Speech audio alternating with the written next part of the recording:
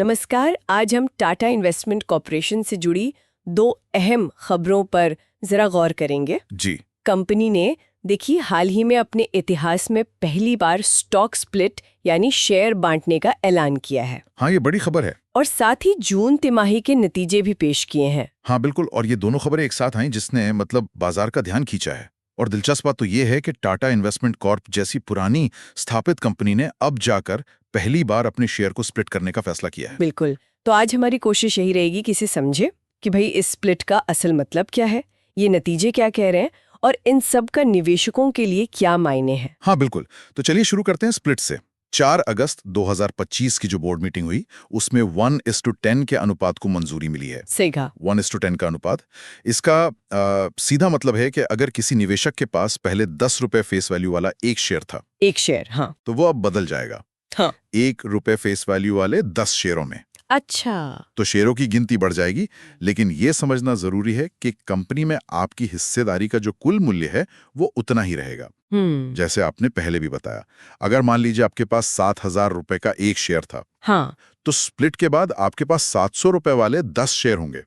कीमत कुल कीमत वही 7,000 रुपए ही रहेगी। तो फिर ये सवाल उठता है कि अगर कुल कीमत नहीं बदलती तो कंपनी ऐसा करती क्यों है? मतलब फायदा क्या है इसका? देखिए, इसका जो मुख्य कारण होता है वो है शेयर को ज्यादा लिक्विड बनाना। लिक्विड मतलब खरीद बिक्री में आसानी लाना और उसे छोटे निवेशकों की पहुंच में लाना।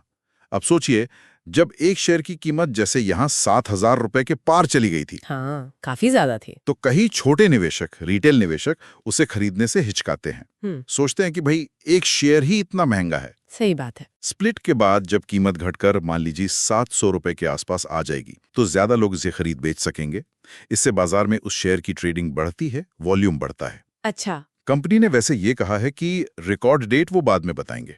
ओके, तो ये बेसिकली पहुंच बढ़ाने की एक कोशिश है, ज्यादा लोगों तक शेयर पहुंचे। हाँ बिल्कुल। और इसी के साथ जैसा हमने कहा, कंपनी ने जून तिमाही यानी फिस्कल ईयर 26 की पहली तिमाही के नतीजे भी जारी किए हैं। यहाँ क्या खास रहा? हाँ, नतीजों पर अगर नजर डालें तो consolidated profit after tax, tax चुकाने के बाद जो कुल मुनाफा है, पीएटी जिसे कहते हैं। हाँ पीएटी, वो करीब 146.3 करोड़ रुपए रहा है।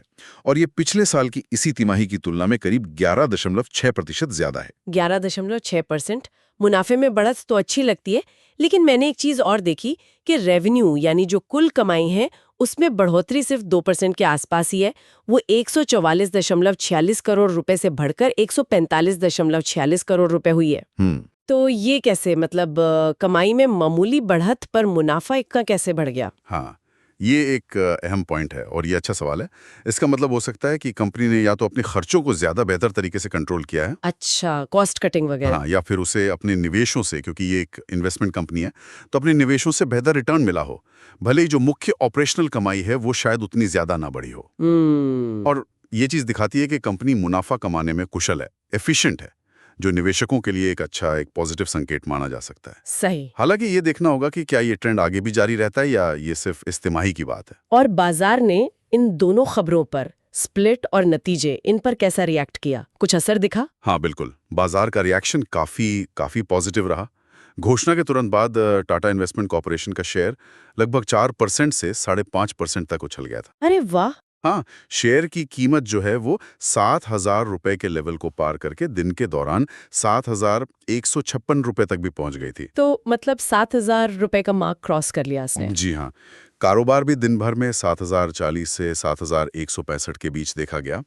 तो जाहिर है निवेशकों ने इस डबल न्यूज को, पहला स्टॉक स्प्लिट और साथ में ठीक-ठाक नतीजे, इसको हाथों हाथ लिया है, पसंद किया है। तो कुल मिला के देखें तो टाटा इन्वेस्टमेंट कॉरपोरेशन का ये पहला स्टॉक स्प्लिट और जो तिमाही नतीजे हैं, दोनों मिलकर एक, कह सकते हैं कि एक सकारात्मक तस्वीर पेश कर रहे हैं फिलहाल तो। हाँ, और मकसद साफ लगता है कि कंपनी अपने शेयर को ज्यादा लोगों तक पहुंचाना चाहती है, खासकर रिटेल निवेशकों तक, जैसा आपने बताया। हाँ बिल्कुल।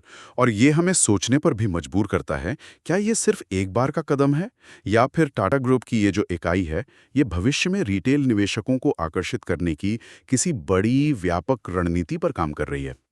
ये सोचने वाली बात है। ये देखना वाकई दिलचस्प होगा कि ये जो कदम है, ये लंबी अवधि में, लॉन्ग टर्म में कंपनी के विकास और बाजार में उसकी पैठ को, उसकी पहुंच को कैसे प्रभावित करता है। कौन जाने शायद ये कंपनी के लिए एक नए दौर की शुरुआत हो।